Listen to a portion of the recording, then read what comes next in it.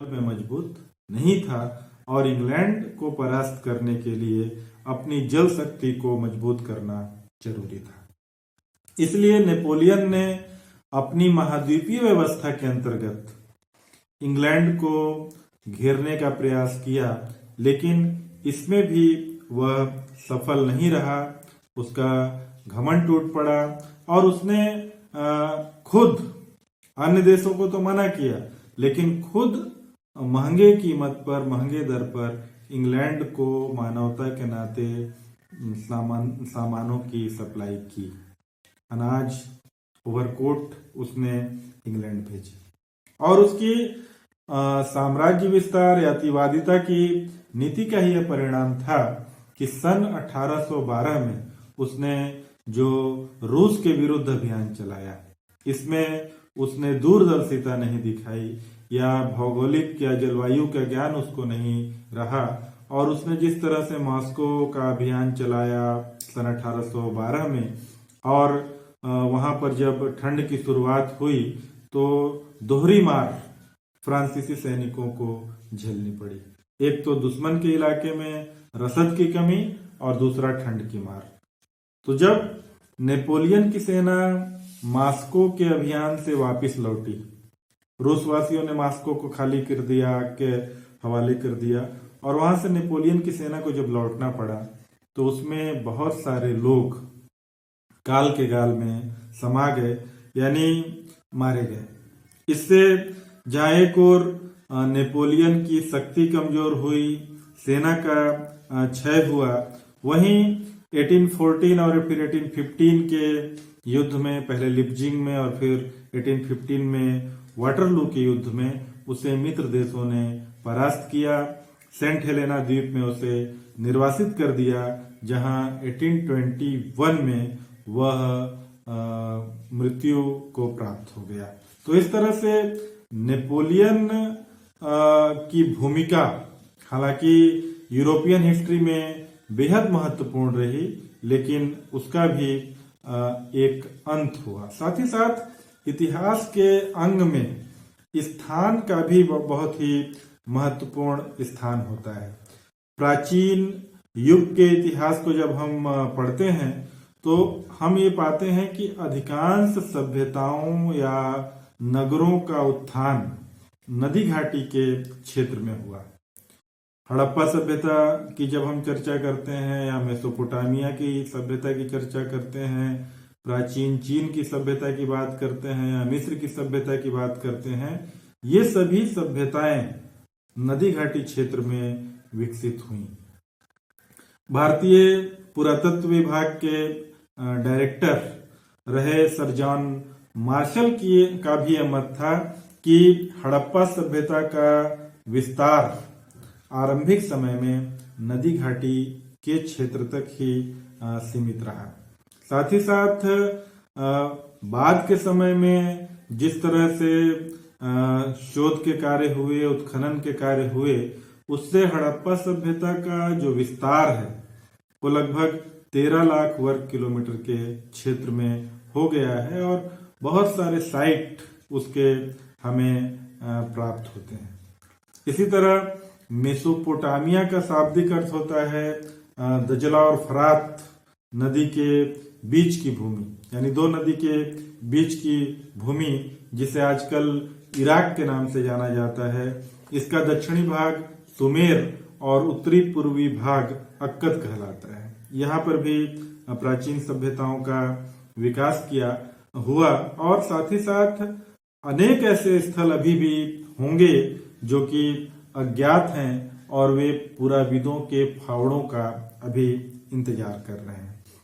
पुरातत्व विज्ञान में जो सामग्रियां प्राप्त होती हैं, सिक्के हैं, स्तूप हैं, ताबीज हैं, स्मारक है, भवन है, आभूषण है, ऐसे अनेक जो अवशेष प्राप्त होते हैं, बर्तनों के अवशेष प्राप्त होते हैं, उनके माध्यम से तत्कालीन समय के इतिहास को परखने का प्रयास किया जाता है।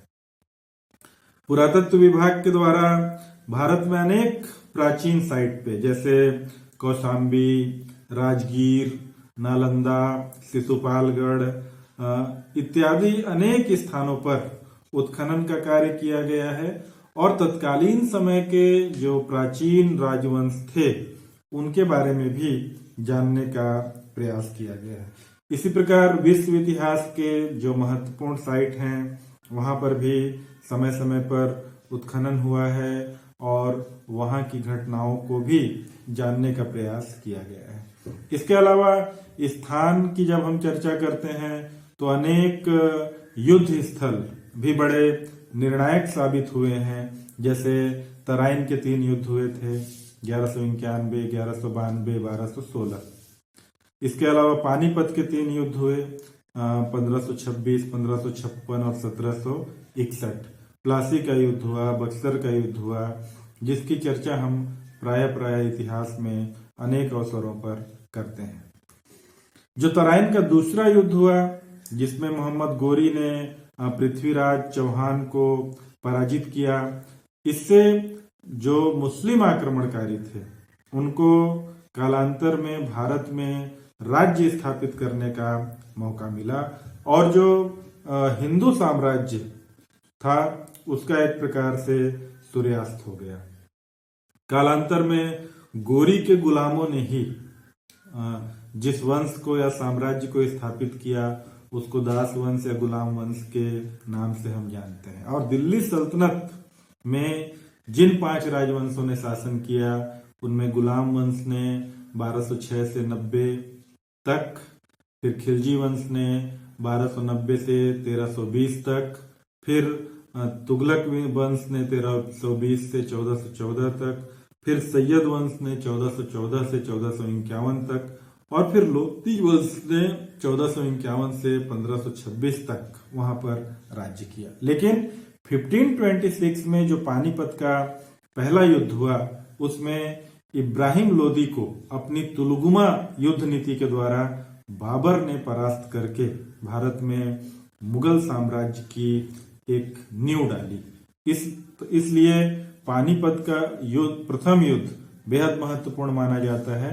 और दूसरी ओर हुमायूं का भारत से निर्वासन और फिर भारत में वापसी और दोबारा साम्राज्य की स्थापना, इसके बारे में हम सब जानते हैं कि 1540 के कन्नौज या बिलीग्राम के युद्ध में शेर शाह ने हुमायूं को परास्त कर दिया और उसे निर्वासित होने के लिए मजबूर कर दिया। हुमायूं 15 वर्ष लगभग भारत से निर्वासित रहा। इस दरमियान भारत में शेर शाह का एक दुर्घटना में निधन हो चुका था और 23 जुलाई 1555 को हुमायूं ने भारत के राज्य को दोबारा प्राप्त किया। लेकिन ये उसकी दूसरी पारी अधिक दिनों तक नहीं रह पाई और 24 जनवरी 1556 को वह दिल्ली में शेर मंडल जो उसकी लाइब्रेरी थी वहां गिरा और 2 दिन बाद 26 जनवरी 1556 को उसका निधन हो गया। हालांकि इस बात को सीक्रेट रखा गया था जब तक अकबर की ताजपोशी नहीं होगी। अकबर की ताजपोशी 14 फरवरी 1556 को हुई थी। तो इस तरह जब अकबर 13 वर्ष 4 माह की अवधि में शासक बना तो उसको 5 नवंबर 1556 को पानीपत का दूसरा युद्ध लड़ना पड़ा, जिसमें उसके साथ बैरम खान ने महत्वपूर्ण भूमिका निभाई और 1556 में पानीपत के दूसरे युद्ध में अकबर ने हेमू को परास्त किया 5 नवंबर 1556। पहला युद्ध हुआ था 21 अप्रैल 1526 को। यहाँ पर दूसरा युद्ध तो महत्वपूर्ण था ही, पानीपत का तीसरा युद्ध भी महत्वपूर्ण रहा जिसमें अहमद शाह अब्दाली ने मराठों को परास्त किया। मराठे छापामार युद्ध करते थे, उनको मैदानी युद्ध का अनुभव नहीं था, लेकिन तत्कालीन परिस्थितियां जब मुगल साम्राज्य डाउनफॉल की ओर जा रहा था ऐसी बनी कि मराठे दिल्ली की राजनीति में भी दस्तक देने लगे, उसमें भी हस्तक्षेप करने लगे। और जब 1761 में अहमद शाह अब्दाली का आक्रमण हुआ तो उस आक्रमण का सामना करने भी सदाशिवराव भाऊ अपनी सेना के साथ पहुंच गए, जहां उसकी भयंकर पराजय हुई। यह कहा जाता है कि शायद ही महाराष्ट्र का ऐसा कोई घर हो जहां से कोई व्यक्ति इस युद्ध में मारा न गया हो। ये बेहद महत्वपूर्ण माना जाता है, टर्निंग पॉइंट भी माना जाता है, क्योंकि बिपिन चंद्र ये का एक कोटेशन हमें पढ़ने को मिलता है कि पानीपत के तीसरे युद्ध ने यह सिद्ध कर दिया कि भारत में कौन राज्य करेगा और कौन राज्य नहीं करेगा। यानी मुगलों के पतनशील अवस्था में मराठों से एक उम्मीद थी, लेकिन अब वह उम्मीद भी समाप्त हो गई और अंग्रेजों के लिए रास्ता आसान हो गया। साथ ही साथ प्लासी के युद्ध 1757, जिसको एक स्कर्मिश कहा जाता है, और नवाब सिराजुद्दौला की तरफ से जो उनका सेना नायक था मीर जाफर, उसने गद्दारी की और क्लाइव के साथ युद्ध को एक प्रकार से फिक्स कर लिया। इसमें सिराजुद्दौला की पराजय हुई और इस युद्ध के बारे में कहा जाता है कि अंग्रेजों ने इसको गलत तरीके से जीत लिया। लेकिन 1764 में जो बक्सर का युद्ध हुआ, उसमें अंग्रेजों ने भारत की 3 प्रमुख शक्तियां, बंगाल के नवाब मीर कासिम, अवध के नवाब शुजाउद्दौला और मुगल बादशाह शाह आलम द्वितीय, इन तीनों को संयुक्त रूप से बक्सर के युद्ध में पराजित करके उन्होंने अपनी स्थिति को और भी मजबूत कर लिया। 1765 की इलाहाबाद की संधि में अवध के नवाब शुजाउद्दौला और मुगल बादशाह शाह आलम द्वितीय क्लाइव के सामने घुटने टेक दिए।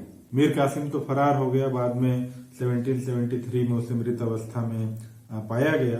तो इस तरह जिन स्थानों पर युद्ध की घटनाएं हुई वे भी स्थान के दृष्टिकोण से बेहद महत्वपूर्ण मानी जाती हैं। इतिहास का निर्माण घटना स्थल भी करते हैं। घटना स्थल का महत्व राजनीतिक भी हो सकता है, धार्मिक भी हो सकता है और सांस्कृतिक भी हो सकता है।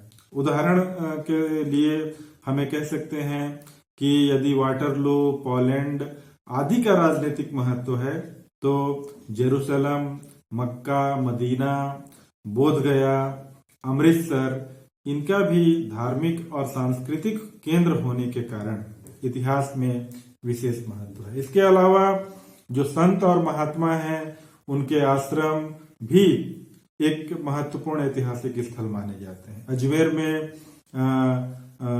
मोइनुद्दीन चिश्ती का मकबरा, फतेहपुर सीकरी में सलीम चिश्ती का, महात्मा गांधी का अहमदाबाद में साबरमती नदी के किनारे का जो आश्रम है, इसके अलावा पवनार में विनोबा भावे का आश्रम है, ये भारतीय संस्कृति और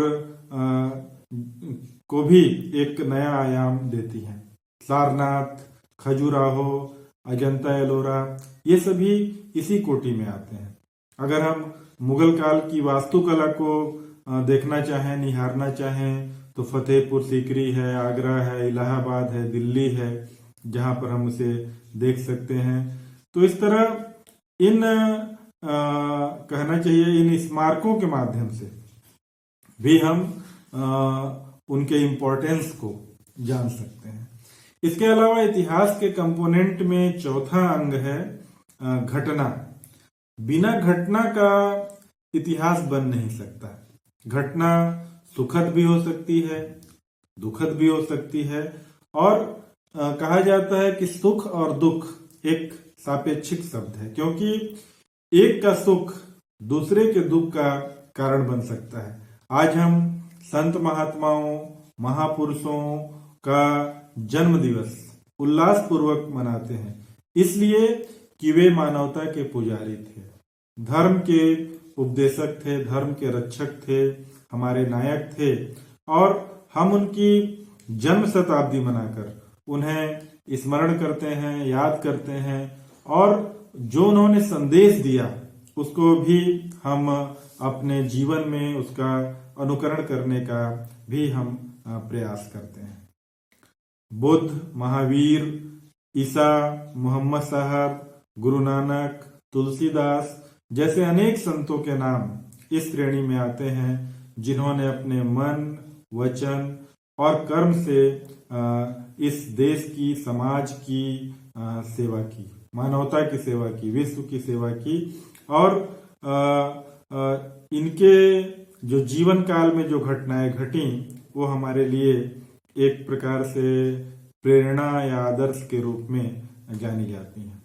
इस तरह इतिहास की जो अनेक घटनाएं हैं, जैसे बुद्ध और अंगुलीमाल की घटना, या बुद्ध और वैशाली की जो नगरवधु आम्रपाली थी उसकी घटना, इन घटनाओं का जिक्र करके हम उससे निश्चय ही कुछ न कुछ ज्ञान या मार्गदर्शन प्राप्त करते हैं। इसी तरह अन्य लोगों के साथ भी घटनाएं घटी जिसके बारे में अगर हम चर्चा करें तो हमारी चर्चा बेहद व्यापक हो जाएगी। इस तरह इतिहास के जो 4 प्रमुख अंग हैं, काल, व्यक्ति, स्थान और घटना, इसका भी इतिहास में एक बेहद महत्वपूर्ण स्थान है। Thank you.